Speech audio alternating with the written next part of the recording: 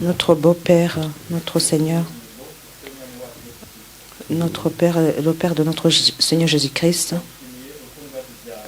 nous te remercions pour tout ce que tu fais,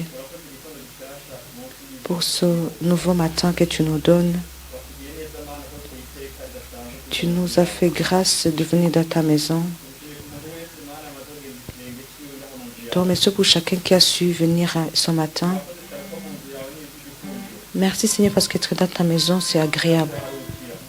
Nos cœurs sont soulagés.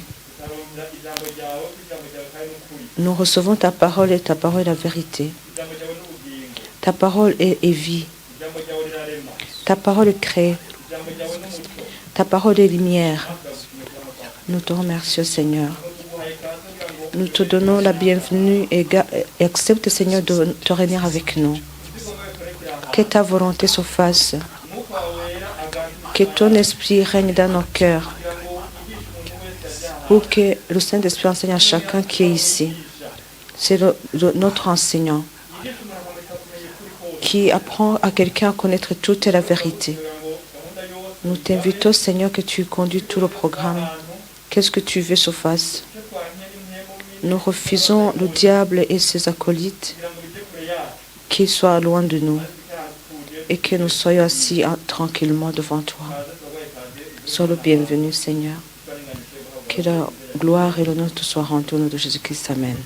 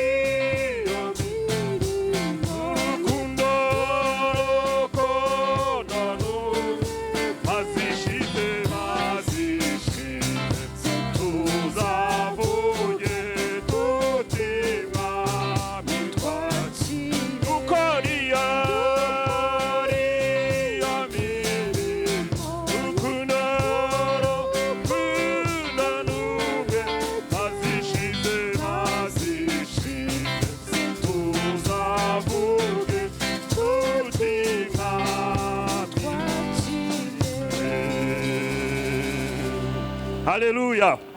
Umuririmbyi aravuga ngo hataboneka muri twe uvuga ko ananiwe, qu'il n'y ait pas entre nous celui qui dit qu'il est fatigué, ntihaboneke muri twe uvuga ko qu'il ananiwe. n'y ait pas parmi nous celui qui va dire je suis fatigué. Dukora iyo mirimo, Continuez de travailler, tuyikorane umwete n'urukundo, travaillons avec zèle et amour, ngo kuko maze ishize parce qu'à la fin, tuzahembwa. nous allons recevoir des récompenses. Igihe kishize Le temps fini, kirangiye gipfundikiwe, le temps clôturé, imirimo wakoze irangiye, tout ce que tu auras fait, fini, imirimo nakoze tout ce que irangiye, j'aurai fait fini, tuzahembwa. nous aurons les récompenses. Hari icyatumye usigara kugeza k'uyu munsi, Pourquoi tu es là encore aujourd'hui? imirimo yawe ntirarangira, Tes œuvres ne sont pas encore terminées. imirimo yanjye ntirarangira. Mes œuvres ne sont pas encore Uyu murimo terminées. yavuga ngo igihe nigigera Le chantre dit que le temps arrivé, iyi mirimo yawe irangiye, tes œuvres finies, imirimo yanjye irangiye, mes œuvres finies, aho niho tuzagenda guhembwa. c'est là où nous allons recevoir des récompenses. Ndagira ngo nkwibutse ko imirimo yawe itararangira, J'aimerais te rappeler que tes œuvres ne sont pas encore terminées. ahubwo wibuke mbese uri kuyikora cyangwa ndi Mais kuyikora. rappelle-toi ou demande-toi, est-ce que je suis en train d'œuvrer, de Igihe travailler? nticyaba kiri kwihuta utarayikora. Est-ce que le temps ne passe pas si vite alors que tu n'as pas encore terminé? Twihute gatoya dusome mu Baefeso, Lisons en Éphésiens, ni ibice bitanu by'Abaefeso, chapitre 5, ku murongo wa 8 verset 8. turageza ku murongo wa 16 ndihuta kuhasoma. On va aller jusqu'au verset 16, je vais aller vite. Umurongo wa 8 ibice bitanu by'Abaefeso, umurongo wa 8 kugeza kwa 14. Verset 8 jusqu'à 14. Handitse ngo kuko kera mwari umwijima none mukaba muri umucyo mu mwami wacu, nuko mugende nk'abana b'umucyo, kuko imbuto z'umucyo ari ingeso nziza zose no gukiranuka n'ukuri. Mushakashake uko mwamenya ibyo umwami ashima, ntimukifatanye n'imirimo yabo umwijima itagira umumaro, ahubwo muyihane, kuko ibikorwa nabo rwihishwa biteye isoni no kubivuga, ariko byose iyo bitangajwe n'umucyo nabyo ubwabyo bihinduka umucyo, kuko ikimurikiwe n'umucyo cyose gihinduka umucyo. Nicyo gituma bivugwa ngo usinziriye we kanguka uzuke, Kristo abona uko akumurikira. Nuko mwirinde cyane uko mugenda, mutagenda nk'abatagira ubwenge, ahubwo mugende nk'abanyabwenge, mucunguze uburyo umwete, kuko iminsi ari mibi. Nuko ntimukaba abapfu, ahubwo mumenye icyo umwami wacu ashaka. Amena. Amen. Aya magambo ntabwo twiga tuyasoma mu Gifaransa kuko umwanya uba wihuse. On ne va pas lire cette parole en français parce que le temps passe vite. Ariko aya magambo nayo Paulo yabwiye Abanyefeso. Mais ces paroles-là, Paul les a dit aux Éphésiens. Yarabahuguraga kubw'ibihe bari barimo byari bikomeye. Il les exhortait suite au temps qui traversait. Ababwira kwibuka uko bari kera. À les rappeler comment ils étaient avant. Ko kera bari umwijima, Qu'avant ils étaient dans les ténèbres. ariko bakaba babaye umucyo, Et que maintenant ils sont changés kuko bamenye Imana. parce qu'ils ont connu le Seigneur. Nawe kera ushobora kuba ari umwijima, Peut-être kuko toi aussi tu étais dans les ténèbres mu byo avant. wakoraga byose wari umwijima n'ibyo Parce que tout nakoraga. ce que tu faisais, ce que je faisais était ténèbres. Ariko muri iki gitondo kubwo ko wamenye Yesu, Mais ce matin, comme tu as connu le Seigneur, umwami Yesu aguhamiriza kuri umucyo. Jésus-Christ témoigne bien que tu es lumière. Ariko tugasabwa neza ko Mais il nous est demandé kugiba umucyo tukagira n'imbuto z'umucyo, continuer à être lumière, arizo ngeso nziza, qui sont des bonnes œuvres, tukagira ingeso nziza, de beaux comportements, tugakiranuka, et que nous soyons kandi justes, tukagira ukuri muri twe. et que nous ayons la vérité en Izo nous, mbuto tukazigira. et que nous ayons ces fruits. Paulo nawe yabihamagariye Abaefeso ko bagomba kubigira. Paul exhortait les Éphésiens dans la foi. Arababwira ati mwibuke ko iminsi yari mibi. Et il rappelait de se rappeler que les jours étaient Bavandimwe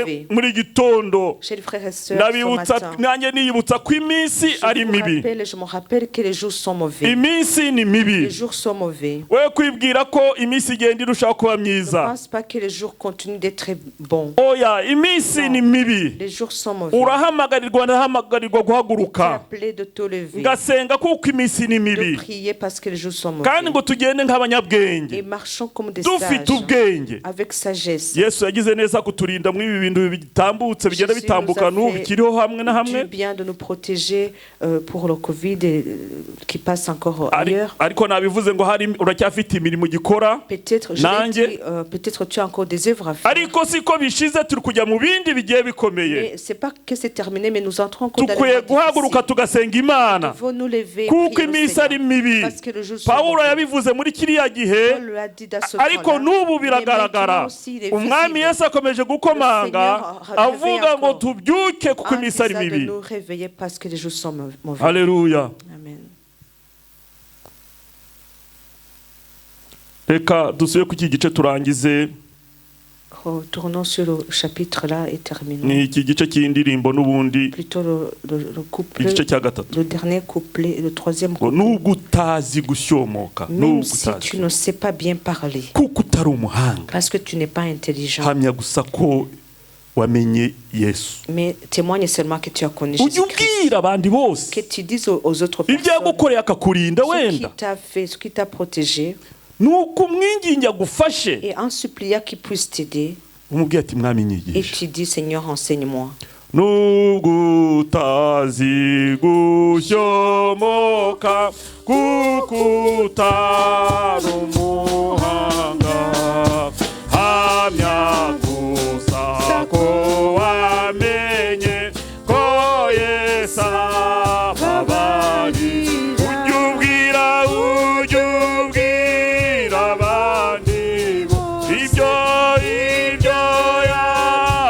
yagukoreye nuko umwinginga agufashe uti mwami nyigisha. Ujye ubwira abandi ibyo yagukoreye nuko umwinginga agufashe uti mwami nyigisha.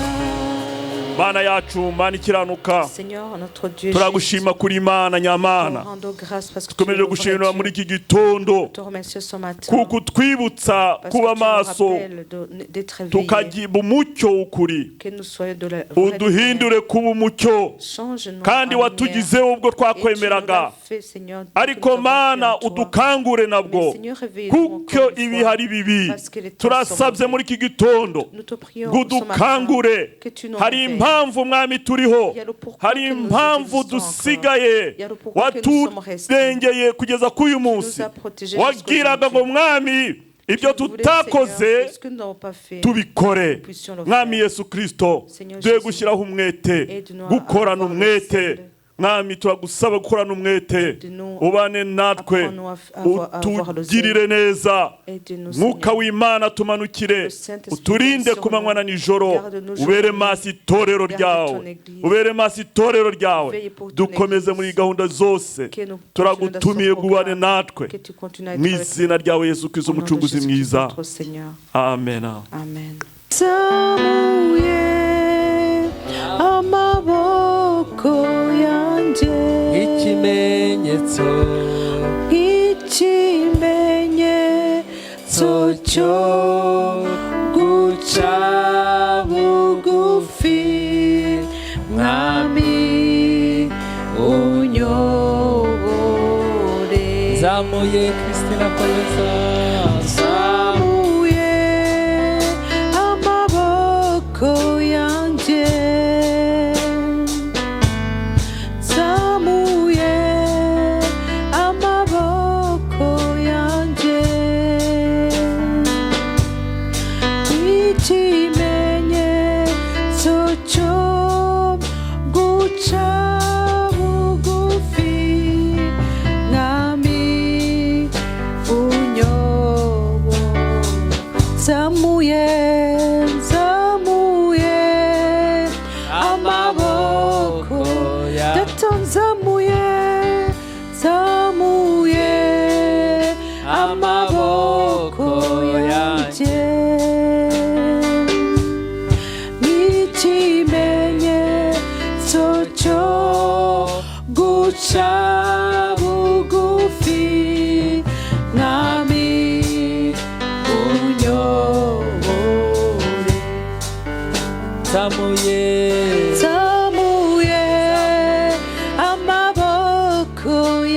yanjye Yesu tuzamuye zamuye amaboko yanjye Mwami turazamuye zamuye amaboko yanjye abamama turazamuye zamuye amaboko yanjye abapapa tuzamuye amaboko zamuye amaboko yanjye abajene tuzamuye zamuye amaboko yanjye ikimenyetso nk'ikimenyetso cyo guca bugufi mwami unyobore Mwami Yesu mwami unyobore mukawera mwami unyobore zamura amaboko yawe élève tes mains kuri uyu mwanya ntuzamura maintenant amaboko élève yawe tes mains zamura amaboko élève tes mains Mose yazamuye amaboko Moïse a monté ses bari ku bras rugamba alors qu'ils étaient sur le Baratsinda. champ de bataille ntabwo ils ont gagné yasenze il n'a pas prié yazamuye gusa il a amaboko juste levé sa main yayazamura à un moment bagatsindwa où il levait sa yayamanura main il réussissait au moment où il abaissait sa main Imana il irashaka perdait kubona amaboko Dieu yawe voudrait voir tes mains élevées alléluia alabashakarabo rataya sarabashora alléluia rataya sharabo tuzamuye amaboko mwami Yesu haleluya ni wowe Mana turebaho Yesu amaso yacu niwatumbire rabashakarabo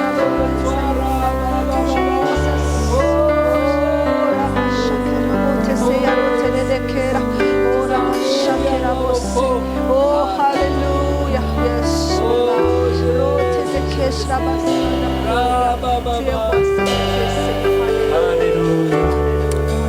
ushobora kwicara mu bwiza bw'Imana Vous pouvez vous asseoir dans la présence de Dieu.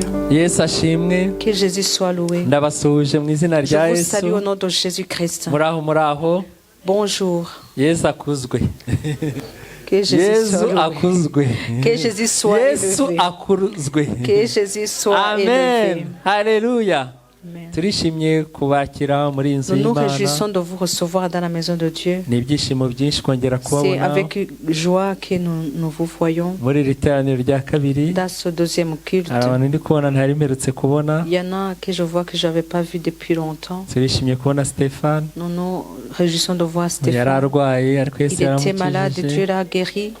numva kuva twafungura urusengero aribwo yaza Et je pense que c'est la première fois qu'il banza na est là. Elisheba ahari aribwo aje nawe Je pense qu'Elisheba aussi, c'est la première fois. amen nawe turamwakiriye Nous l'accueillons aussi. ba azere harya baraje bora ba azere nabo Azere aussi. na sa petite sœur nibwo Et sa baje petite sœur aussi. nabo turabakiriye Nous mu les izina accueillons rya aussi. Yesu ndabona dufite n'umushyitsi hagati Nous muri avons twe aussi un visiteur parmi nous. twamusaba ko yahaguruka uwamutumiye Nous demandons qu'il akamutuperezanta puisse se lever. Celui qui l'a invité peut nous le présenter. amen Amen. Amen. umuvandimwe yitwa Welasi Karangwa Il s'appelle Welax Karangwa. amen aturuka i Bruxelles Il vient de Bruxelles. amen ashaka guterana natwe Il a souhaité se réunir avec nous. amen amen werarisi turamwakiriye Nous accueillons Welax. werarisi afite inyota yo gushaka imana Il a la soif de chercher Dieu. buri wese asabwe kumusengera Il faut prier chacun kugira ngo pour lui, imana ikomeze pour que imwiyereke Dieu puisse se révéler en lui. amen Amen. reka rero twese abo mu rugo duhaguruke Ceux de la maison, twakiriye umushyitsi wacu werarisi recevons notre we visiteur. yakomeza yicaye Il peut rester assis, lui. rimwe kabiri gatatu ikaze Bienvenue, chers frères. mwene data Que Dieu te n'imana bénisse iguha parmi umugisha nous. hamwe Amen. natwe Amen. amen karibu wiyumve ikaze Sois le bienvenu, Iyo sens-toi ntebe- chez toi. iyo ntebe rwose iba iyawe Cette chaise, que cette uzajya chaise soit usanga hari pour vous. uwayicaye uyivuga ati ariko iyi ntebe pasiteri Et yarayimpaye si tu trouves quelqu'un assis là, dis-lui que le pasteur m'a donné cette amen place-là. muri Amen. iki cyumweru rero bene data Au cours de cette semaine, chers abo frères et tutashoboye sœurs, guterana hagati mu ceux avec qui cyumweru nous n'avons pas su se réunir ensemble, twagendeye ku ijambo riri mu nous rwandiko sommes basés sur la rwa mbere parole rwa qui yohana est en 1 Jean igice cya mbere chapitre 1, urwandiko rwa mbere rwa Yohana 1 Jean, igice cya mbere chapitre 1, kuva ku murongo wa 5 kugera du ku wa verset 6. 5 à 6. urwandiko rwa mbere rwa Jean. Yohana ni hafi Bibiliya igiye kurangira mu bitabo C'est bya vers la nyuma. fin de la Bible. Igice cya mbere ntabwo ari ubutumwa bwiza n'urwandiko. C'est la lettre de Jean. Ce n'est pas l'évangile de Jean. Amen. Reka dusome. Ubu nibwo butumwa twumvise buvuye kuri we, tukabubabwira yuko Imana ari umucyo kandi muri yo hatari umwijima na muke. Nituvuga yuko dufatanije nayo tukagendera mu mwijima, tuba tubeshye, tudakurikiza ukuri. Ariko rero iyo tugendeye mu mucyo nk'uko nayo iri mu mucyo, tuba dufatanije ubwacu, kandi amaraso ya Yesu umwana wayo atwezaho ibyaha byose. Amen. Amen. La nouvelle que nous avons apprise de lui et que nous vous annonçons, c'est que Dieu est lumière et qu'il n'y a point en lui de ténèbres. Si nous disons que nous sommes en communion avec lui et que nous marchions dans les ténèbres, nous mentons et nous ne pratiquons pas la vérité.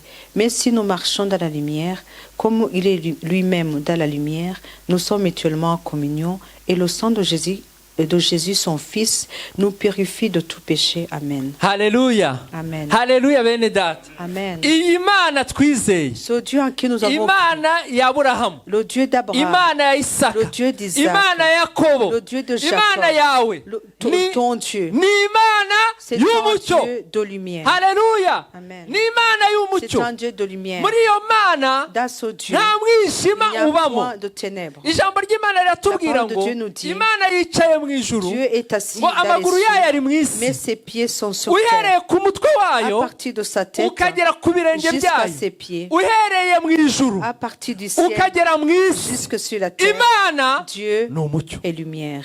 Haleluya. Amen. Nta mwijima na Il n'y a mukeya point urimo. de ténèbres en lui.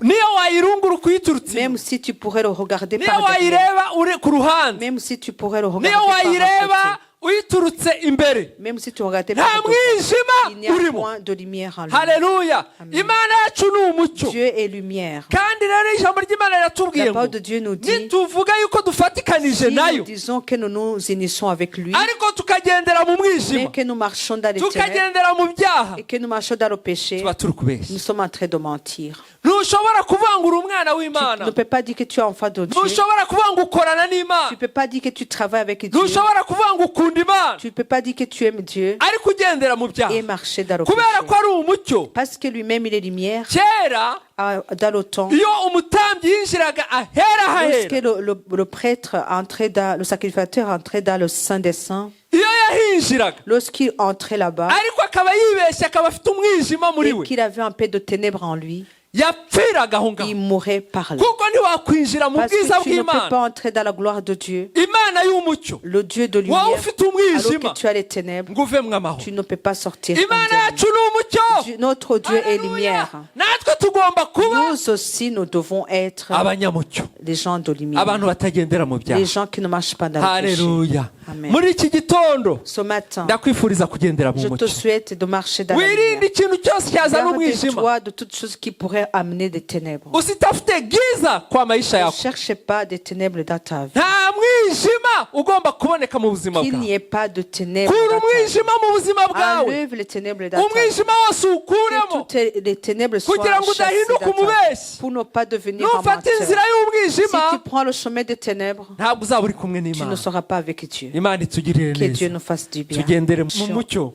Plutôt Twirinde dans- umwijima. Garde-nous des ténèbres, marchons dans la lumière. Haleluya. Amen. Haleluya. Amen. Yesu ashimwe. Que Jésus soit loué. Amatangazo makeya. Les communiqués, Nk'uko mubizi dukora amateraniro mu cyumweru comme vous le savez, nous faisons des réunions de prière dans la semaine, kwa gatatu no kwa gatanu, mercredi et vendredi, kuva saa 12 kugera saa 1:15. de 18h à 19h30. Rero umukristo udasenga Et le chrétien qui ne prie ni pas, umukristo upfuye. c'est un chrétien qui est mort. rero ndabingingira kuza mu Je materaniro vous hagati prie mu vraiment cyumweru. de venir dans les moments de prière pendant la semaine. ni ukuri tugira ibihe byiza. Nous avons des bons moments de prière. amen. Amen. kwa kabiri twagize amasengesho yo kwiriza, Nous avons eu des moments de jeûne et prière mardi. ariko byari moto, C'était le feu. byari umuriro. C'était le feu. amen. Amen. twagize ibihe byiza cyane. Nous avons eu de très bons moments de prière. no kwa gatatu twagize ibihe byiza cyane. Mercredi également. no kwa gatanu Et vendredi abantu également. barashimye. Les gens ont rendu grâce abamaze au imyaka Seigneur. 15 bashyingiwe. Ceux qui viennent de ntavuze passer 15 ans hano de muri mariage. kureba. Et je ne vais pas citer. rero twagize ibihe byiza Nous cyane. avons eu vraiment des moments de prière. amen. Amen. rero ndabingingira kujya muza Je amasengesho. vous prie vraiment de ni venir dans isaha les imwe moments de n'igice prière. gusa. C'est 1h30 seulement. haleluya. Amen. ku cyumweru rero tukagira inyigisho ebyiri. Et dimanche, nous avons deux cultes. iza mbere twazitangiye saa 3, Le premier culte a commencé à 9h. twazirangije saa 4:15. Nous l'avons terminé à 10h15. iza kabiri ni izi mwajemo, Le deuxième culte, c'est celui-ci Zatangiye dans saa lequel vous 5. participez, qui commence à 11h. turazirangiza saa 6:15. Et nous terminons à midi 15. reka turirimbe indirimbo, Nous allons chanter en chœur. hanyuma ndaza gusaba Stéphane aze Et je gusenga demanderai à asengera umwigisha Stéphane de prier pour le nyuma yo prédicateur kuririmba. après le chant. Tu es digne de gloire et de louange. Nous élevons nos mains vers toi pour adorer ton Seigneur. Tu es digne de gloire et de louange. Nous élevons nos mains vers toi Pour adorer ton Tu es digne. Seigneur, tu es digne de gloire et de louange. Nous élevons nos mains vers toi pour adorer ton Seigneur, digne de gloire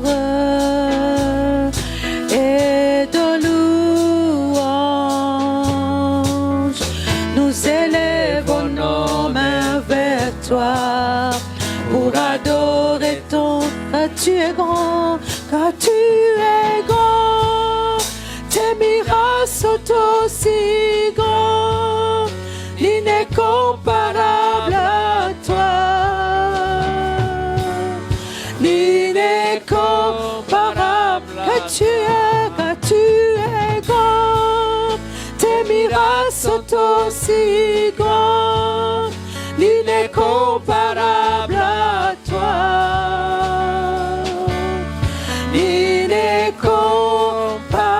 L'incomparable à tuguhaye, tuguhaye kuzo, cyubahiro. Turambuye amaboko yacu, dushime izina Lève tes bras et loue le Seigneur. tuguhaye kuzo, n'icyubahiro. Turambuye amaboko yacu, dushime izina, tuguhaye ikuzo n'icyubahiro. Turambuye amaboko yacu, dushime izina rye. Wowe mwami ukora ibitangaza, nta wundi uhwanye nawe. Nta wundi uhwanye na wowe mwami ukora ibitangaza, nawe wundi uhwanye nawe. Nta wundi uhwanye wowe mwami ukora ibitangaza nkorwa.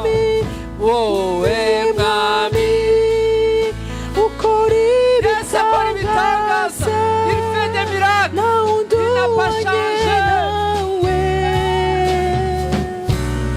Nta wundi uhwanye nawe. Wowe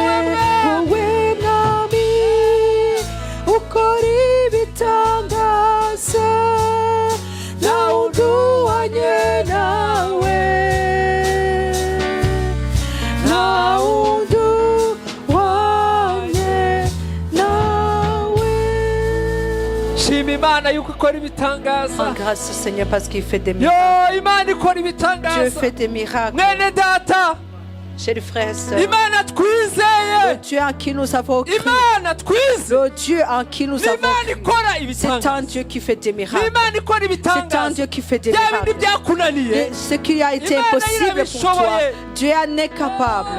Alléluia. Yesu, ndagushima. Kora ibitangaza, Yesu. Alléluia, alléluia. Tu es digne, Seigneur. Nous t'élèvons. Alléluia. Rabashana.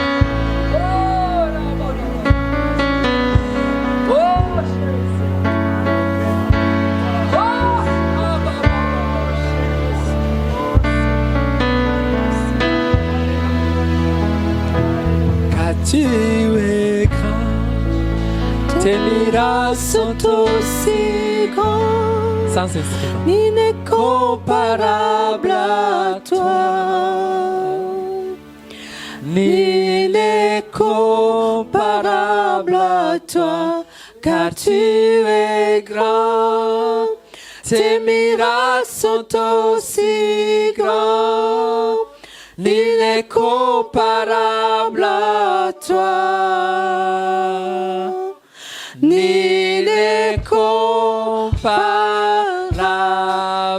avec les instruments, car tu es grand, car tu es grand. Tu es grand, tes miracles sont aussi grands, incomparable à toi, incomparable à toi, car tu es grand, tes miracles sont aussi grands, incomparable à toi.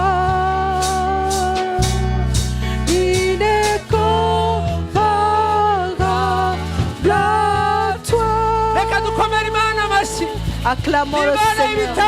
C'est un Dieu de miracles.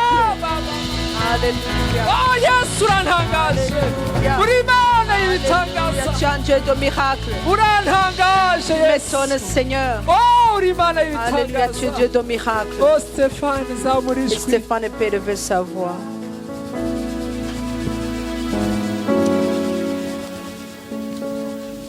Nous te rendons grâce. natwe yesu turagushimira mwami Merci, turagushimira Seigneur. data turagushimira yesu kristo uri imana nziza Tu es uri un imana bon Dieu. idukunda Tu uri nous imana aimes. wakoze ibitangaza Tu as fait byinshi de grandes yesu kristo choses. wakoze ibitangaza Tu papa as fait de grandes tuje choses. muri uno mwanya kandi yesu Nous venons, kristo Seigneur, dans ce moment. ubwoko bwawe buje kandi Ton kwicara peuple. kuri wa musozi Nous venons nous asseoir sur la montagne ushobore natwe kutwumva pour que tu puisses ushobore nous entendre. kutwumva aya masaha tugiye kumva ijambo À ce moment, ry'imana nous yesu avons écouté kristo ta parole.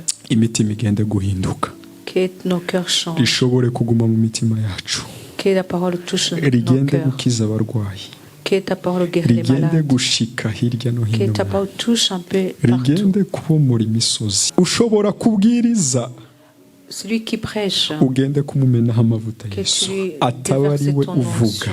Que ce ne soit pas lui qui parle. ariko abo umwuka wera Que le ushobora Saint-Esprit kumuvugiramo parle à travers de lui. natwe imitima Et yacu que nos cœurs aussi. n'umwuka wera ugenda kutubamo Que le Saint-Esprit nous parle. ushobore kukumva imitima yacu igiye Que nos gutuza cœurs mwami soient tranquilles devant genda toi. ubane n'abana baraha Utilise-le, Seigneur. genda ubane na buri muntu wese yesu kristo Travaille avec chacun parmi nous. urakoze dusenze twizeye Nous prions au nom de Jésus. gusenga ni ukwacu gukora ni ukwawe mwami Nous prions Amen. et c'est toi qui travailles au nom de Jésus. Amen.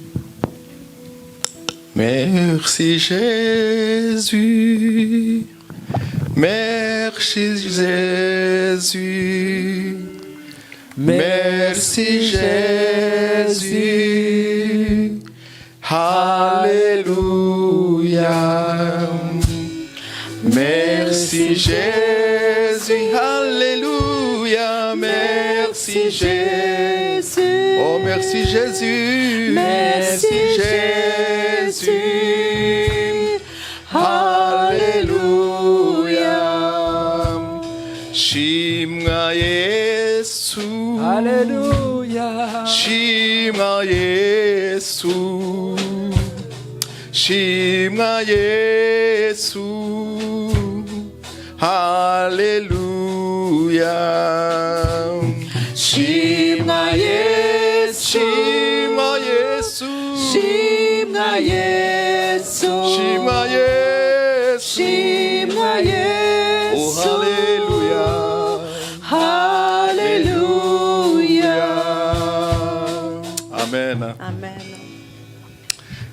mwakwicara. Vous pouvez vous asseoir. Imana yacu niyo gushimwa, Notre Dieu est digne d'être loué. niyo guhimbazwa. Il est digne d'être glorifié. Kandi icyo turusha abatizera Ce que nous avons de plus que les païens, nuko tuyishima, c'est que nous nous rendons grâce. kandi ntitugomba gucogora Nous ne kwishima. devons pas nous décourager. Imana yacu ikunda amashimwe. Notre Dieu aimait les actions de grâce. Dawudi nta kindi yamukundiraga, Dieu aimait David à cause de quoi? yamukundiraga ko yayishimaga. Il aimait parce qu'il rendait grâce souvent. Dawudi yarayishimaka icyubahiro. David rendait grâce beaucoup de fois. Twebwe ntabwo twamwigezaho, Nous ne pouvons pas être les mêmes que lui. ariko umwuka wera yadushoboza. Mais le Saint-Esprit Tugiye peut nous tumwemerera. aider si nous acceptons de l'écouter. Hari igihe Imana ijya itureba ikatugaya. Il y a des fois où Dieu nous regarde et ne nous apprécie pas. Umuntu yakohereza ka message Lorsqu'on t'envoie un petit message kuri WhatsApp, sur le WhatsApp, ugahita kumusubiza ngo merci. tu lui dis merci. Yakohereza akaririmbo runaka, Quand il t'envoie un petit chant, ukamusubiza uti merci. tu lui dis merci. Ugasanga merci nk'izo ku munsi ni nyinshi. Tu vois que les merci pareils sont plusieurs par jour. Nyamara Imana yo ibyo yagukoreye ntubibone. Mais ce que Dieu a fait pour toi, tu ne le vois pas. Ubukira wenda nta na merci uhaye Imana. Il peut même passer une journée sans que tu donnes Yaguhaye merci umwuka wo au Seigneur. guhumeka. Il t'a donné l'air à respirer. Yakurinze za accident Il zagomba t'a kuguhitana. gardé des accidents qui pouvaient te faire mourir. Ariko kugira ngo za merci z'Imana zibe nyinshi muri ugasanga iz'abantu zabaye nyinshi. Au lieu que les merci de Dieu soient beaucoup, on voit que les merci des Imana gens idufasha sont beaucoup plus kugira ngo que ceux de tuyishime Dieu. Que buri vraiment kanya. Dieu nous aide à le rendre grâce tout Imana le ishimwe. temps. Que Dieu soit loué. Reka dusome ijambo ry'Imana Lisons la parole de Dieu muri Matayo ibice 4, à Matthieu chapitre 4, umurongo wa mbere turageza ku wa 3,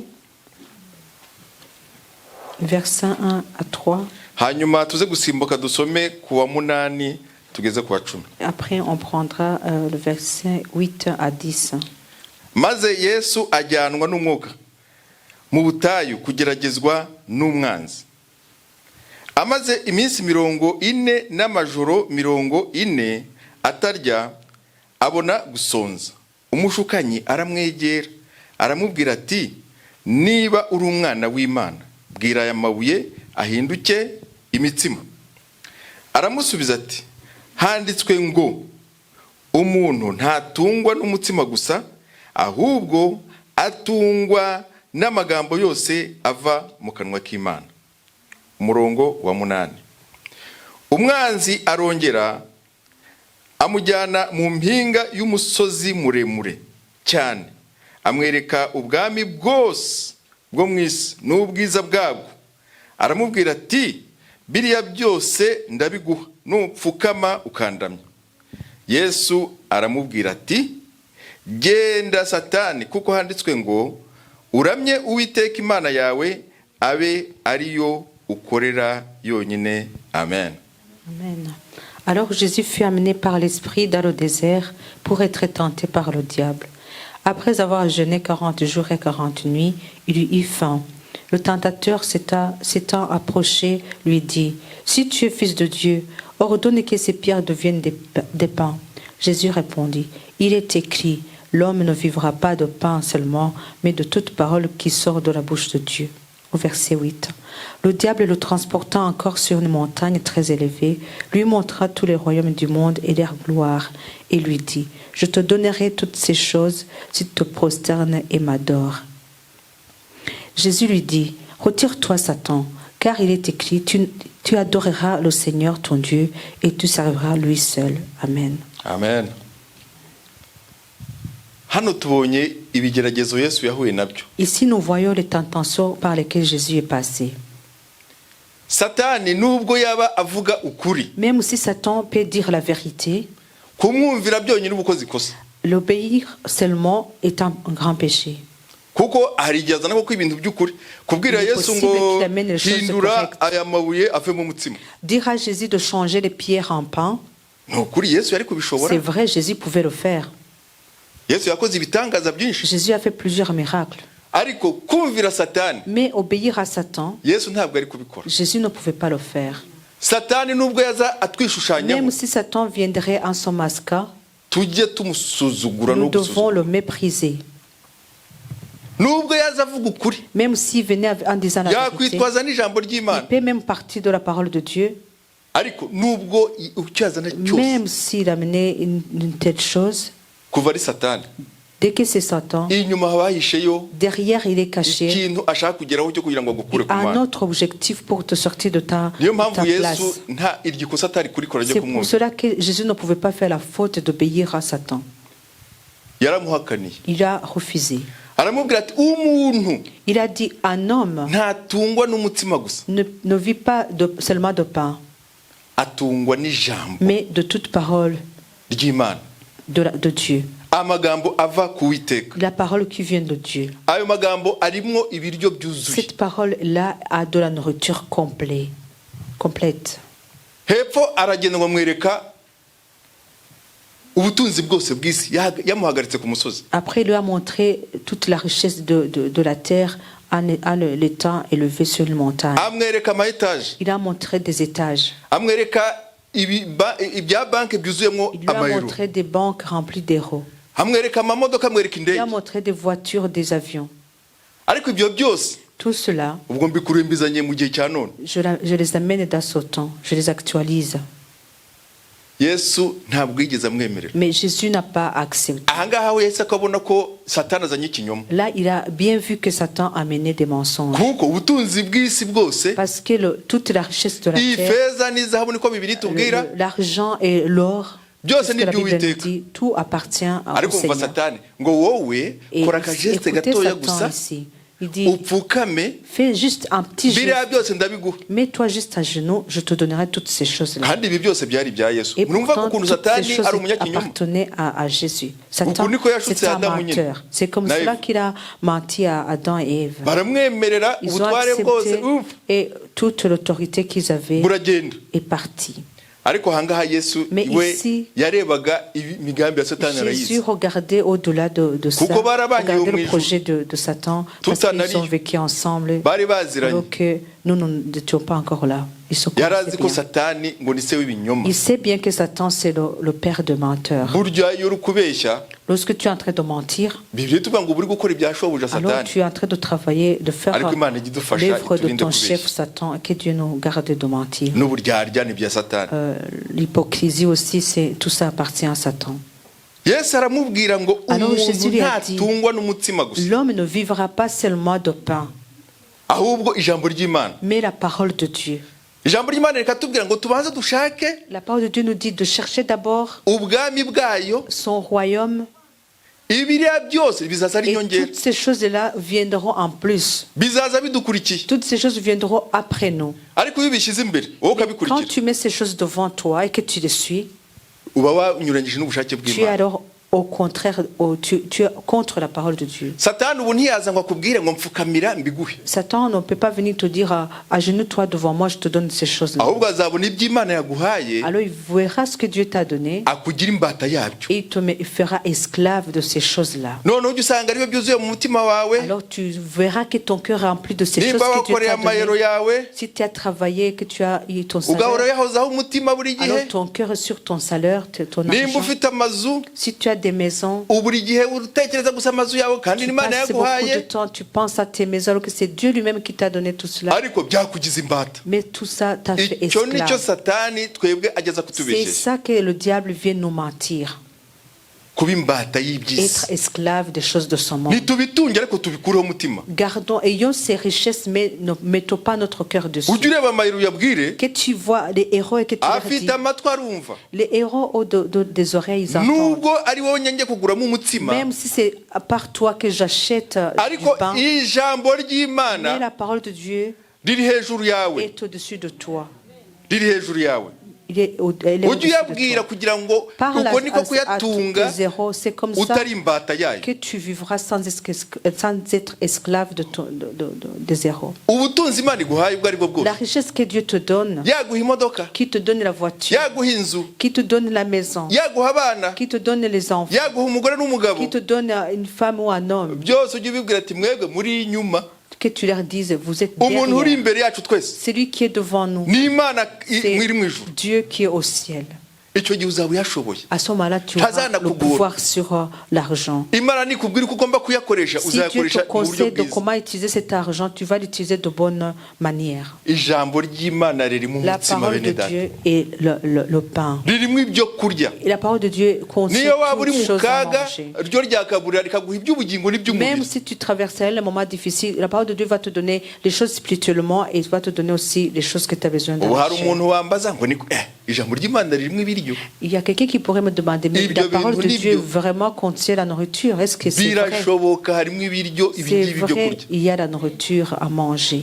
Kuko nimba Yesu atubwira ngo reka mbigishe gusenga, Si Jésus-Christ dit, je vais vous enseigner à prier, dore ijambo muzajya musengesha, voici comment vous allez prier. mujye mubwira Imana Dites muti à Dieu, uduhe ibyo kurya byacu by'uyu donnez-nous munsi. aujourd'hui le repas de ce jour. Undi muntu yambaza L'autre personne pourra me hano demander. buraya ko tumena ibiryo, Ici en Europe, on jette la byatubanye nourriture. byinshi. Il y en a beaucoup. uzanye iby'inzara gute, Tu amènes vraiment l'histoire de faim comment? uzanye iby'ibiryo gute, Comment tu amènes l'histoire de n'ibyo nourriture? dufite byaratunaniye kubirya, Même ce que nous avons, nous n'arrivons même pas à finir. tubirya dufite ubwoba ngo Nous tutabyibuha. avons même peur de ne pas être gros.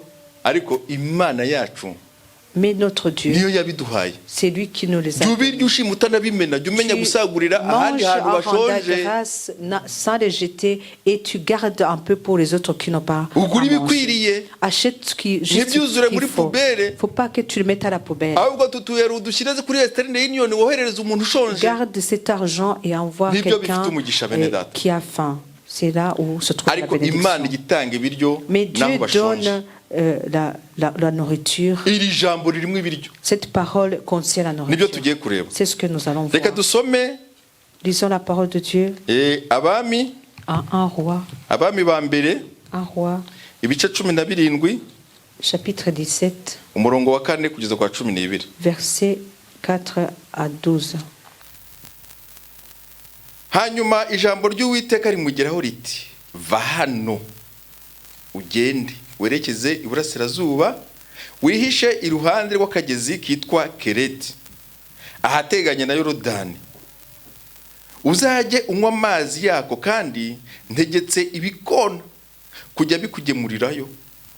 Nuko aragenda agenza uko Uwiteka yavuze, ajya kuri ako kagezi Kereti ahateganye na Yorodani, agumayo.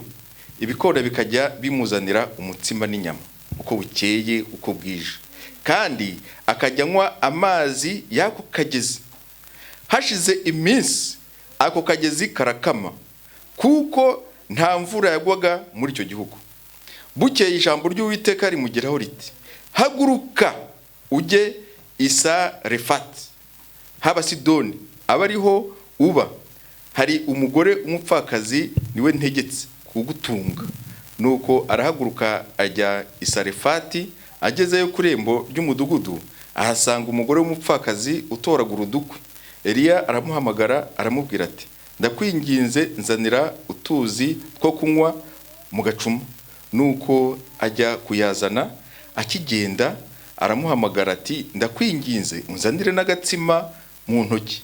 Nawe aramusubiza ati, nkurahiye Uwiteka Imana yawe ihoraho, nta gatsima mfite keretse urushyi rw'agafu nshigaje mu giseke n'uturanguzwa tw'amavuta mu mperezo.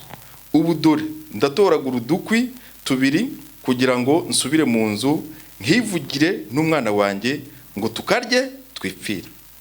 Eliya aramubwira ati, witinya, genda ubigenze uko uvuze, ariko banza umvugireho akanjye ukanzanire hano, maze ubone kwivugira n'umwana wawe.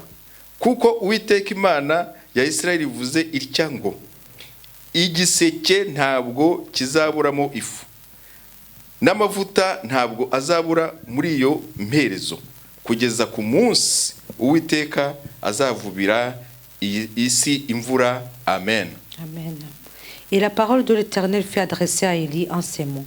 Pars d'ici, dirige-toi vers l'Orient et cache-toi près du torrent de Kéri qui est en face du Jourdain.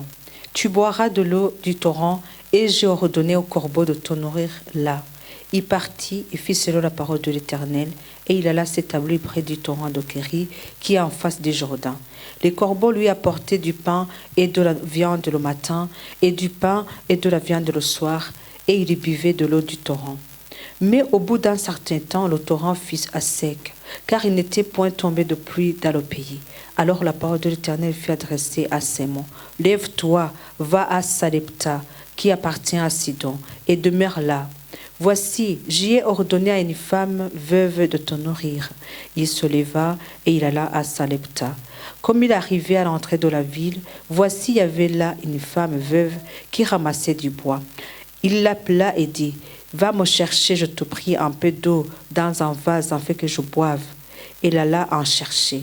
Il appela de nouveau et dit, « Apporte-moi, je te prie, un morceau de pain dans ta main. » Et il répondit, « Éternel, ton Dieu est vivant. Je n'ai rien de cuit, je n'ai qu'une poignée de farine dans un pot et un peu d'huile dans une cruche. Et voici, je ramasse 2 morceaux de bois, puis je rentrerai, je préparerai cela pour moi et pour mon fils. Nous mangerons, après quoi nous mourrons. » Et Élie lui dit, « Ne crains point, rentre, fais comme tu as dit, seulement prépare-moi d'abord avec cela un petit gâteau, et tu me l'apporteras. Tu en feras ensuite pour toi et pour ton fils, car ainsi parle l'Éternel, le Dieu d'Israël. La farine qui est dans le pot ne manquera point, et l'huile qui est dans la cruche ne diminuera point, jusqu'au jour où l'Éternel fera tomber de la pluie sur la face du sol. Amen. Amen. Amen. Amen. Mwumvishe ibyo nababwira ngo umuntu atungwa n'umutima gusa. Vous avez compris ce que j'avais dit, que l'homme ne vivra pas seulement de pain, Ahubwo atungwa n'ijambo mais ry'Imana. qui vit par la parole de Dieu. Kandi navuze ngo ijambo ry'Imana ririmo umutima. Et j'ai dit que la parole de Dieu contient le pain. Ufite ubutunzi, ufite umutima, Si ariko tu as le udafite pain ijambo et ry'Imana, que tu n'as pas la parole de Dieu, iherezo ryawe rizaba ribi. ta fin sera mauvaise. Rwa rupfu rwa kabiri, La deuxième mort, wowe uzarimbuka iteka. tu l'auras et tu mourras éternellement. Ariko ufite umutima, Mais celui qui a ukagira n'ijambo, le pain et la parole, uba ukomeye, urupfu rwa alors kabiri ntacyo tu es uzagutwara. fort, le deuxième mort ne Kuko te ufite fera ubugingo rien buhoraho. parce que tu as la vie éternelle. Nababwiraga nti rero iyo ufite ijambo, Je vous disais alors que quand tu as la parole, nubwo umutima wabura, même si le pain manque, iyi tubona y'abantu le igaragara, pain, le pain visible, kuko hano muri Isirayeli hahateye inzara, ici en Israël, inzara y'imyaka 3. il y avait la faim de 3 ans. Ariko umukozi w'Imana Eliya, Mais le serviteur de Dieu Élie, ko yari afite ijambo, yari asanzwe atunzwe n'ijambo comme il ry'Imana, vivait d'habitude par la parole de Dieu, Imana iramubwira ngo va hano, Dieu lui a dit, quitte ici, va hano, quitte ici, ujye ku kagezi k'Ikereti. dirige-toi vers le torrent de Kéri. Hari umuntu Imana ibwira ngo va hano, Ya- ujye kunkorera ahantu runaka, Quelqu'un akanga. que Dieu peut dire, va, quitte ici, va me servir à Nijya tel no endroit, il kumubwira ngo refuse. dore aho umugati, aho umutsima uri, Mais quand il va lui dire aussi, voici, c'est là où le pain se bizamugora trouve, kugira ngo agende kandi yaranze kumva il sera ibindi byo gukorera Imana. difficile d'entendre Dieu parce qu'il a refusé aussi de ne pas Ariko Eliya d'obéir yari à Dieu asanzwe avant. amenyereye gutungwa n'ijambo Mais ry'Imana. Élie avait l'habitude d'être nourri par la parole de Dieu. Imana imubwiye ngo Quand Dieu alors lui a dit, umutsima wawe ton pain uri ku kagezi Kereti, est sur le torrent jyayo. Kéri, vas-y. Ahageze Imana ngo ikajya yohereza ibikona, Alors quand il est arrivé, Dieu a envoyé des corbeaux. byikoreye inyama, Ils venaient portant de la viande, byikoreye n'umutsima et portant du pain, n'amacapati, des crêpes. bikazana Eliya buri munsi akarya. Élie mangeait tous les jours. Imyaka nsinzi igihe byamaze, Je ne sais pas combien de temps ça a duré. ariko ngo igihe kimwe agiye kubona, Mais un jour, abona akagezi karakamye. il a vu le torrent sec. Imana irongera izana ijambo kuri Eliya. Alors Dieu a ramené encore une Jya parole. usaba Imana kugira ngo nawe ikuzanire ijambo, Et demande à Dieu qui t'apporte uhere une kuri iri parole. ngiri ryanditswe, ariko ujya usaba kugira ngo uganire nayo.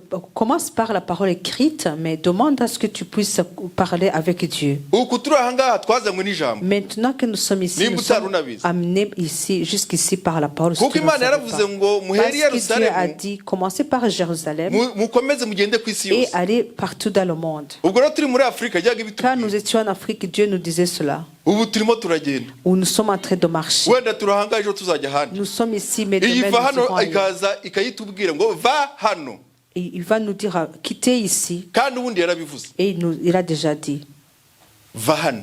quitte ici. Mu minsi ishize ngewe narabitekereje Dans les derniers jours, moi j'y ai pensé. nkavuga nti yava hano aho ntigiye kugera.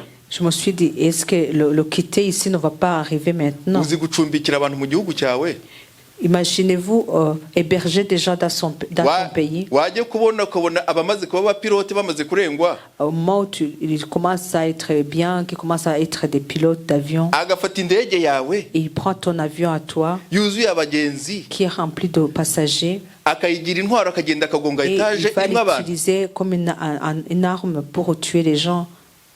Urumva va hano itazaza. Vous pensez que le quitter ici ne va pas arriver? Ubwo ndi kuvuga ku isi yose muri za Je Amerika parle ibihugu bikomeye za na Burayi. du monde entier, Ukaba uri l'Amérique et les umushyitsi États-Unis. mu gihugu L'Europe. Tu es un visiteur dans un pays, barakwakiriye ils t'ont accueilli ukagira gutyo ugafata inyundo et tu prends le marteau ukagenda ugatangira ugasenya ibintu byabo et bubatse. tu es en train de détruire tout ce qu'ils ont construit. Narabirebye ndavuga nti yava J'ai hano vu ntiyabigeze cela et je me suis dit, est-ce que le quitter ici ne va pas ariko arriver? turacyahari. Nous sommes encore là. Ariko umuzungu njamureba Mais je regarde le blanc ujye utinya umuntu ugwa nationalité et ai peur de quelqu'un qui te donne la akakubwira ngo uri nationalité. umubirigi Il te dit tu es belge. ariko hirya muri dosiye akandika Mais dans le dossier, il va écrire, ngo d'origine runaka. il va mettre d'origine telle. Umuntu utari uwa hano Ni personne qui n'est pas d'ici. nubwo waba hashize imyaka 500 Même si tu passes hariya 700 kuri ans, komini biranditse ngo ni d'origine à runaka. la commune, c'est écrit que tu es Umunsi d'origine ni telle. umunsi. Ah, le jour est le jour. Bazagira gutya ati va Ils hano. peuvent dire quitte ici. Ariko twabana b'Imana Mais nous, uko avant de Dieu, twageze hano comme nous sommes venus, nibishaka quand il voudra, tuzazengurika isi nous allons encore faire le tour kuko du monde. yaratubwiye ngo Parce qu'il tuzagenda a dit, tuzava i Yerusalemu nous quitterons aho Jérusalem, twavukiye là où nous twebwe ni sommes Yerusalemu nés. wacu ni mu Rwanda, Notre Jérusalem, abandi à ni nous, Congo, c'est abandi ni Burundi. Rwanda, les autres c'est Congo, les autres c'est Burundi. Imana ishobora kuduhagurutsa ikatujyana Dieu pourrait nous ahandi faire quitter ici et nous amener ailleurs tukajya kuyikorera. et aller travailler Ishobora pour Dieu. kutabikorera twebwe Il peut ne pas le ariko faire aba pour bana turi nous. kubyara Peut-être il le ferait pour nos uburyo enfants. izabikora ntabwo La tubizi. manière dont il va le faire, nous ne savons pas. yifitiye uburyo bwayo. Il sait comment, ses manières. Eliya rero nawe akagezi kamaze gukama Alors quand le torrent a été à sec, irongerera zamubwira ngo va hano alors Dieu lui a dit encore, quitte ici. genda ugi Sarefati. Va à Sarepta. Eliya ari umuntu uzi kumva ijwi ry'Imana. Élie, c'était un homme qui savait écouter la voix de Dieu. Ijambo ry'Imana La ryari muri we. parole de Dieu était en lui. Genda urasanga umupfakazi niwe noneho ici, uba tu vas ugiye trouver gusimbura une ibikona C'est n'akagezi. elle qui va remplacer les corbons et le torrent. Agezeyo Quand il est arrivé là-bas, asanga umupfakazi ngo asigaranye uturyo twahe la twanyuma veuve, two kurya we il n'umwana we lui restait bakipfira. juste la dernière repas. Burya Imana Vous savez, igikorera Dieu- harya twebwe ku iherezo Dieu travaille là où nous voyons la fin. aho tugeze ibintu ari impossible. Là où les choses sont impossibles. Tekereza kugira ngo Imana ikubwire ngo dore umuntu uzagutunga. Imaginez, Dieu te dit, voici la personne qui va te nourrir. Et la personne te dit, la première parole qu'il va te dire, ati nanjye ngiye kwipfira. il va te dire, moi aussi je vais mourir. Uri umuntu udafite kwizera Si tu es un homme sans wavuga foi, ati iyi Imana tu yambeshye. vas dire, ce Dieu m'a menti. Uyu mupfakazi Cette veuve, hari icyo azamarira qu'est-ce qu'elle va faire pour moi? nawe ari intumbi. Elle aussi, elle Ejo va mourir. azapfa. Demain, elle va mourir. Ariko Imana yacu irakomeye Mais bene data. notre Dieu est puissant. Imana ibonye bimeze gutyo Quand Dieu a vu cela, umupfakazi abona kuko ibyo birangiye alors que la veuve voyait que c'était la fin, ijambo riramanuka la parole est descendue. ibwira Eliya ngo mubwire Et la parole est descendue sur Élie et lui Wowe a dit gusa à la femme, ako gafu usigaranye n'umwana wawe mwagomba kurya umunsi umwe cette farine qui te reste, toi et ton enfant, kazane mubanze munsongere mubanze Apporte munkorere cette agatsima farine. mubanze munkorere icapati. prépare d'abord pour moi un petit gâteau. Uyu mupfakazi yaza kuba nawe atari undi wumva ijambo ry'Imana. Si cette veuve était une veuve qui Yarikuvuga ati, uyu n'écoutait mugabo si pas la umutekamutwe. parole de Dieu, il allait dire cet homme c'est un uturyo tw'abantu babiri malfaiteur. La nourriture de deux personnes. none ngo nimugaburire nawe. Et il me dit de lui donner d'abord. ariko uyu mupfakazi yari azi Imana. Alors cette femme-là, on peut dire qu'elle connaissait vraiment Dieu. Elle a fait ce que l'homme de Dieu lui a demandé. Twebwe hari igihe bijya bitugora. Nous, il nous est quelquefois difficile. Imana ikaguha igitsima kinini Dieu cyitwa te mayero, donne un grand gâteau qui s'appelle des héros. ariko kugira ngo ugire ibyo uyigenera Mais bikakurushya. pour que tu puisses lui donner un peu, il est vraiment difficile. Ukabanza nkawe akabanje Imana ukibanza. Au lieu de commencer par Dieu, tu commences par toi. Ugafata amayero Imana Tu yaguhaye, prends les héros que Dieu t'a donnés, ugatangira ukayatera imirwi. tu commences à les diviser, les Ndashaka partager. imyenda imeze J'ai gutya, besoin de tels habits, ndashaka ibi n'ibi j'ai besoin ngibi. de ça. Wajya kureba imibare ukabona amayero arashize. Après, quand tu vas voir le calcul, Ariko tu ukora vas umurimo plus w'Imana. trouver des zéros. Et tu ne trouveras pas l'argent pour faire l'œuvre de Dieu. Ugasanga ntayo wabaza. Tu n'en auras pas pour le Banza Imana nk'uko uyu mupfakazi Commence par yabigenje. Dieu, comme la Ibindi veuve l'a fait. ubirekera Imana. Et le reste, tu dois Imana pardonner nibona à Dieu. ashizemo ifite uko Si izabigenza. Dieu voit que l'argent est fini, il a Kuko le moyen ijambo pour te redonner riragabura encore bene l'argent. data. Parce que la parole de Dieu fait vivre. Riragabura. La parole de Dieu donne la nourriture. Umupfakazi yabikoze mu kwizera. La femme veuve l'a fait par la foi. Noneho amaze kubyemera Quand elle a Imana accepté, iti alors ikigega cy'ifu Dieu a parlé, il a dit, kizahora le cyuzuye grenier ifu ntizakama. de la farine ne va pas Muzajya s'épuiser. muzajya irimo none muyikoremo umutsima, Vous allez faire aujourd'hui la farine ejo qui est là. mwongere musange hagiyemo indi, Demain, vous trouverez encore de la ejo farine. bundi musange hagiyemo Après, indi, demain aussi, vous trouverez ukwezi encore. gushire, Le mois passera. umwaka ushire, L'année passera. kugeza ubwo imyaka itatu Jusqu'à ce que izarangira. 3 ans se termineront. Imana yacu ni nziza bene Notre data. Dieu est merveilleux. Ijambo ryayo ririmo Sa parole contient n'umutsima le w'umubiri. pain même de la chair. Iyo bihagazemo mu kwizera. Quand on y est Ariko vraiment yaza avec guhakana ngo foi. Eliya uramenye agafu kanyu. Si elle n'avait pas eu la foi, elle avait dit Uzumbwira ngo à ni Élie, iby'Imana. ma farine ne me parle Nta pas de gafu Dieu. kanjye ntabwo nagacumba Alors, ntabwo il n'aurait nagakoramo pas- umutsima. Et ma farine m'appartient, je ne vais pas te faire du gâteau. Yari kukarya agapfa. Elle aurait mangé Imana la ikamushakira indi nzira. farine, et elle aurait été Ita morte ku murimo et Dieu w'Imana. aurait trouvé un chemin pour elle. Uwushyira imbere, Mets d'abord le royaume de Dieu Ibindi devant bize toi nyuma. et le reste après. ahasigaye Imana ibindi Et tu izabyikorera. verras que Dieu fera le reste. Iyo ndi kuvuga aka gafu, Quand je parle de cette farine, njya nibuka nanjye hari agafu Imana yangiriye je me neza. rappelle aussi quand Dieu m'a donné de la farine. Nari iki kimwe cy'ifu y'ifarine. 1 kilo de farine. Mu ntambara, Dans la guerre, ari amezi 3 ngenda ari i Kigali. les 3 mois, moi j'étais à Kigali. Noneho banki zari zifunzwe, Les udufaranga banques bashyizeho étaient fermées. ntacyo bari gukura. L'argent qui était sur le compte ne pouvait plus retirer. Ibiryo nari mfite mu rugo n'udufaranga dukeya, L'argent que j'avais, un peu d'argent que j'avais sur moi, narabiriye ukwezi kwa kane kurarangira. je les ai mangés tout le mois d'avril s'est passé. Noneho Imana rero izanavanaho va ahangaha. Alors Dieu a apporté le quitter Nari ku ici. Kicukiro. J'étais à Kicukiro. Irahankura Ibyo amasasu aradusunika mpaka Gikondo. Dieu m'a ramené jusqu'à Gikondo à cause des fusils Mu nzu de la guerre qui se no passait gukinga là-bas. urugi ntawarukinze. On n'a même pas fermé la porte de la Iby'isi. maison. Le monde, Ntukajye ubishyiraho umutima. les choses de ce monde, il ne faut pas y n'intizo mettre le cœur. C'est des choses que Dieu nous a prêtées. by'akanya gatoya, Nous a prêtées pour un petit moment.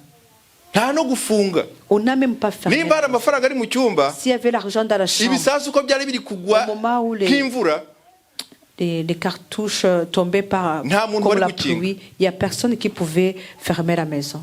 hanyuma turasohoka Nous sommes tugira sortis de Igikondo. là, nous sommes partis à Gikondo. Igikondo nta safuriya nta kintu na kimwe, À nta Gikondo, myenda on n'avait yayindi yose ngo pas amagaridero d'habits, baruzuye. on n'avait pas de casserole, même si on avait des habits remplis d'armoires, Oya, il n'y avait rien. aho ngeze Gikondo mbasanga umwana w'umusore J'ai trouvé à Gikondo un jeune garçon, hari kwa masenge. c'était chez mon oncle. Noneho ndamubaza ndetse Atatu. hano ubuzima bumeze bute? Alors je lui ai demandé comment ça se passe la vie ici. Ati hano mfite ikiro kimwe gusa cy'ifarine. Et il m'a dit, ici j'ai juste 1 kilo de farine. Ariko Imana yarayitubuye nk'iyi Mais ngiyi. Dieu l'a vraiment multiplié comme celui-ci. Twari abantu 4, On était 4 personnes. ariko ikiro kimwe cy'ifarine cyadutunze amezi ajya.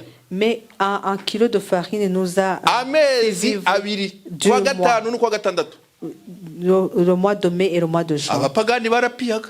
Les païens allaient piller. Ariko uyu mwuka w'Imana dufite Mais le Saint-Esprit que nous avons ntutwemerera ne gupiya. nous permet pas de piller. oya Non. nubwo haba ari mu ntambara Même si c'est pendant la guerre. twabicagaho abandi bari kubitora Nous passions Abandi que bari les autres kubomora amazu. ramassaient, les autres détruisaient les ariko maisons. umwuka akatubwira ati ntimukoreho Et le Saint-Esprit nous disait, non, touchez ijambo pas. ryanjye Ma rizabatunga parole va vous faire vivre. noneho uzi cya kiro ukuntu Imana Vous yagitubuye savez comment Dieu a multiplié la farine. wa musore twakoraga amandazi Le garçon là, on faisait des beignets. hanyuma akajya kuyagurisha Il allait les vendre. mu 30 akaba aragarutse À 30 minutes après, il tukagura revenait. ikindi kiro Nous achetions un autre kilo. ubwo inyungu tukaguramo ibyo kurya Alors à chaque fois, les bénéfices, on achetait à Tout manger. pillé. Alors que nous n'avons pas vraiment pillé. ku munsi tugacuruza nk'ibiro 5 À chaque by'amandazi jour, alors on vendait au moins 5 hakavamo kilos ibyo de kurya beignets. by'abantu 4 Alors on avait la nourriture de 4 tukarya inyama personnes. tukarya On umuceri mangeait la viande, tugashima Imana ati Imana du waduhaye riz. ifunguro Alors ry'uyu nous munsi rendons grâce au Seigneur parce qu'il nous donnait à manger de ntukajya chaque utinya jour. gutanga ubuhamya bw'iby'Imana N'évitez yagucishije pas nos caches Dieu parce que Dieu bivuga. t'a fait. nubwo Imana yacu Témoigne icyubahiro ce que Dieu t'a fait. C'est le haleluya mumere glorifier. Imana amashyi bene data Acclamons au Seigneur. Imana yacu ni umunsi wa none iracyakora Notre Dieu travaille jusqu'aujourd'hui. agafu La farine, umupfakazi yaragatanze la veuve l'a donné. agaha umuntu w'Imana Il a donné à l'homme de Dieu. Imana ikora Et Dieu igitangaza a fait des miracles. reka dusome ijambo ryo kurangiza Lisons une parole pour terminer. riri mu Bakorinto ba mbere igice cya mbere umurongo wa 18 1 Corinthiens chapitre 1 verset 18. ijambo ry'umusaraba ku barimbuka ni ubupfu ariko kuri twebwe abakizwa ni imbaraga y'Imana Car la prédication de la croix est une folie pour ceux qui périssent, mais pour nous qui sommes sauvés, elle est une puissance de Dieu.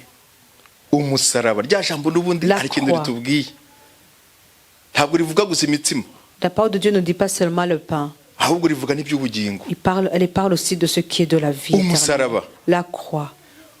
umusaraba n'ibyiringiro byacu La croix est notre espérance.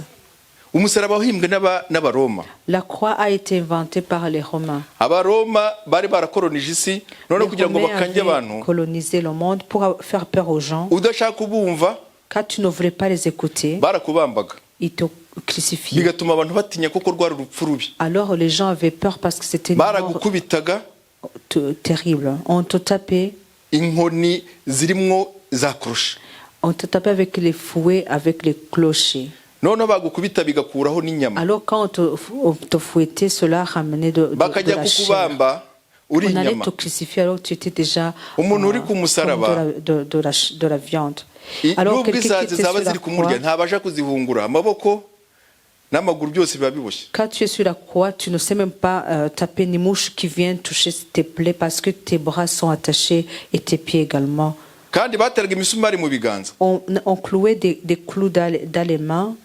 abahanga bavuga kuko mu biganza haba imitsi ibabaza iyo bayikomerekeje Les gens intelligents ou les sages ou les scientifiques disent que dans la main, il y a des veines ou des nerfs plutôt qui sont très sensibles à la douleur. iyo bayikomerekeje umubiri wose Quand urababara on fait mal niyo à la mpamvu main, tout le babateraga corps imisumari mu biganza a très mal. C'est pour cela qu'on leur mettait alors les clous dans la main. ariko iri jambo Mais cette parole, ngo ijambo ry'umusaraba ku barimbuka la no parole de la croix, est une folie pour ceux qui périssent. Yesu wacu nawe nirwo rupfu yahisemo kugira ngo aducungure Notre Seigneur aussi a choisi la mort de la croix pour nous sauver.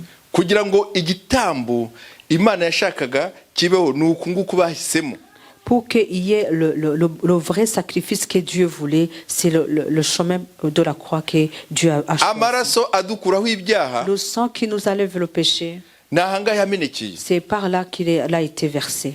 barakubambaga kugeza igihe ubwo amaraso agushizemo On te crucifie jusqu'à ce que le sang coule de toi et tu mourrais. imbaraga z'amaraso Yesu Kristo La puissance du sang de Jésus-Christ. ayo ngayo iyo ubyizeye niyo adukuraho Quand tu as ibyaha la foi à son sang là, c'est ça qui t'enlève le péché. no muri uru rugendo niba hari ibyo dusitayeho Même sur le chemin, s'il y a des choses qui nous fait trébucher, bwo kujya mu ijuru niyo atweza c'est ce sang là qui nous lave ku bwa Kristo par wayamenye Jésus-Christ qu'il a versé. imbaraga z'amaraso Yesu Kristo La puissance du sang de Jésus-Christ. kandi ngo n'imibyimba y'igihe bamukubitaga niyo ajya adukirisha n'indwara Même ces meurtrissures, ce sont eux qui nous enlèvent, qui nous guérissent plutôt des maladies. niyo mpamvu iyo ubyibagiwe uri umukristo C'est uba pour cela que watakaye. quand tu oublies cela, tu es perdu. Niyo mpamvu turya ifunguro ryera C'est pour cela que nous mangeons même la Sainte Seine. kugira ngo hatagira ubyibagirwa Pour ne kuko pas Yesu niko oublier, yabitegetse. parce que c'est comme cela que Jésus l'a ordonné. Wavuze ngo ngewe ngo nabaye umukristo ukabyibagirwa ubutakaye. Si tu dis que tu es devenu chrétien et que tu oublies la situation ou bien la croix, alors là tu es perdu. Ntabwo umusaraba si uyu nguyu ubona abantu batwaye ku matwi, abandi kuri za tatuwaje, abandi bakoze igisaraba kinini hano n'amashene agifashe. Oya, La croix n'est pas la croix là que nous voyons les gens porter sur les boucles d'oreilles, les gens qui les portent, qui portent des grands colliers qui mettent à les poitrines ou qui font des tatouages. Je ne les juge pas. kuko natwe hariya turawufite. Parce que nous aussi nous en avons Ariko umusaraba ici. Imana ireba. Mais la croix dont Jésus, Dieu Tubwira regarde. ngo ikorera umusaraba ukurikire La Yesu. croix dont Dieu nous dit de porter la croix et de suivre Jésus. Ni umusaraba uri mu mutima wawe. C'est la croix qui est dans ton cœur. Ugahora utekereza amaraso Yesu La Kristo. croix où tu penses tout le temps du sang de Jésus. Iyo utekereza amaraso Yesu Quand tu Kristo, penses au sang de Jésus, n'ibyaha iyo bije byose même quand le péché arabihanagura. vient, le sang les lave. Imana idufashe. Que Dieu puisse nous Urupfu aider. ntirwamuheranye, La mort ne l'a pas yararutsinze nawe harimo izindi englouti. mbaraga. Il a gagné la mort. Il Kuko a imbaraga vaincu la mort. zamuzuye Parce que la puissance qu'il a ressuscité, nizo zidukoreramo. c'est cette puissance-là qui travaille en nous. Yesu yaragiye amaze kunesha ngo Jésus, Imana après avoir imwicaza gagné, iburyo bwayo, Dieu l'a fait asseoir à sa droite. ahabwa ubwiza, Il a reçu la gloire. ahabwa ubushobozi Il bwose, a reçu la puissance. ahabwa kugira ngo adufashe yohereza n'umwuka Il wera a reçu Kugira ngo afashe l'autorité de nous itorero, aider en envoyant le Saint-Esprit kuko pour ibyo aider guhangana na l'Église. satani atari ibyoroshye. Parce que combattre le diable, ce n'est pas chose Imbaraga facile. z'amaraso, La puissance de la croix, imbaraga du zo sang, kuzuka kwa Yesu, la puissance de la résurrection de Christ n'imbaraga z'umwuka wera. et la puissance du Ibyo Saint-Esprit. bintu nk'abakristo tugomba guhora Ces tubigenderamo, choses-là, nous devons les avoir en tête en tant que kuko ni chrétiens. intwaro Imana yaduhaye. C'est l'arme que Dieu nous a donnée. Reka duhaguruke Nous allons nous lever. dusenga Imana. Nous allons prier le Seigneur. Jya usaba Imana kugira ngo iby'isi ntube imbata yabyo, Prie le Seigneur pour que tu ne sois pas esclave de choses de ce monde. kandi ujye usaba imbaraga z'umwuka wera kugira ngo zikuyobore. Et demande à ce que la puissance du Saint-Esprit puisse te Niuzumva conduire. ijwi ry'Imana C'est rigendana à ce nawe. moment-là que tu entendras la voix de Dieu qui marche avec Reka toi. pasiteri adusengere. Je demande au pasteur de prier pour nous. ijambo ry'umusaraba kubari mbukana ubupfu ariko kuri twabakizwa n'ukuri n'agakiza k'Imana. Ijambo ry'umusaraba kubari mbukana ubupfu ariko kuri twabakizwa n'ukuri n'agakiza k'Imana. Hahirwa we, hahirwa abari muri Yesu, kuko batazacirwa witeka, bazaba mu bikari by'Imana, bazahazwa n'ibyiza by'Imana. Hahirwa we, hahirwa abari muri Yesu, kuko batazacirwa witeka, bazaba mu bikari by'Imana, bazahazwa n'ibyiza by'Imana. Mana ishobora byose, Dieu Tout-Puissant, data wa twese uri mu notre ijuru, Père qui es aux cieux, turagushimiye ijambo nous te ryawe. rendons grâce pour ta parole. Mana utwibukije yuko Seigneur, tu nous rappelles que wowe ukora ibitangaza. toi, tu fais des miracles. Ijambo ryawe rikora Ta ibitangaza. parole fait des Ku miracles. ijambo ryawe Ta parole, Eliya yagaburiwe n'ibikona, sur ta parole, Élie a été nourri par les corbeaux. ku ijambo ryawe Sur ta parole, amazi l'eau y'umugezi du torrent yaramutunze, l'a fait vivre. umupfakazi yaramutunze. Sur ta parole, la veuve l'a fait ni vivre. ukuri ijambo ryawe rirakomeye. Seigneur, ta parole est puissante. Mana iryo jambo turarikeneye. Seigneur, cette parole, nous l'avons besoin. dukeneye ijambo Nous ridukura mu avons bubata bwa besoin d'une satani. parole qui nous sorte de l'esclavage du dukeneye diable. ijambo Nous rituma avons tubona besoin ibitangaza mu de la buzima parole bwacu. qui nous fait voir des miracles dans nos dukeneye vies. ijambo. Nous avons besoin de la ijambo parole. ryawe Ta parole ngo ni ibyo kurya est la bidutunga muri uru nourriture qui rugendo. nous fait vivre sur le chemin. Mana ijambo ryawe urikire ku mitima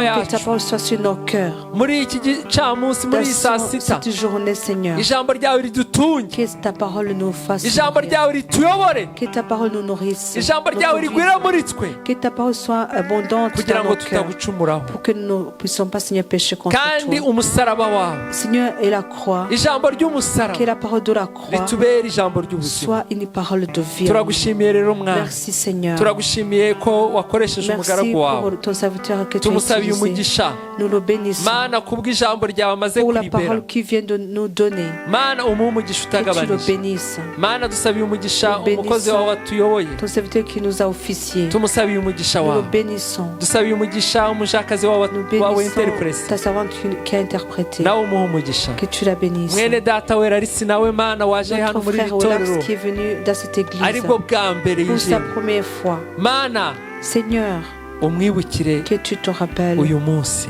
de cette journée. umukorere ibyo Que amayeri tu lui adashobora fasses gukora, ce que les héros ne peuvent pas kandi faire. ubuzima bwe Et ubuhindure. que Seigneur, sa vie soit changée. mana umuhindure umukozi wawe, Qu'il soit changé en ton serviteur. agukorere mu myaka Qu'il te yasigaje hano ku serve isi, dans les jours qui lui restent kandi sur terre. azambikwe amakamba. Et qu'il puisse recevoir les couronnes de vie. turamusabiye ni ukuri Nous prions vraiment ngo pour lui. mugirire neza. Fais-lui grâce. dusabiye buri wese waje hano Prions mana, pour chaque personne qui est ici. umuhe umugisha Que wawe, tu le bénisses. maze tuzongere guhura Et que lorsque nous nous dushima izina retrouverons, ryawe. nous puissions ni mu rendre izina rya grâce yesu à toi. tubisabye, Au nom de Jésus-Christ, nous allons prier. amen. Amen. mugendane amahoro ya yesu, Allez dans la paix du umugisha Seigneur. w'imana ube kuri mwe, Que la bénédiction de Dieu soit kandi sur vous. umwuka wera Et abaherekeze. que le Saint-Esprit vous accompagne.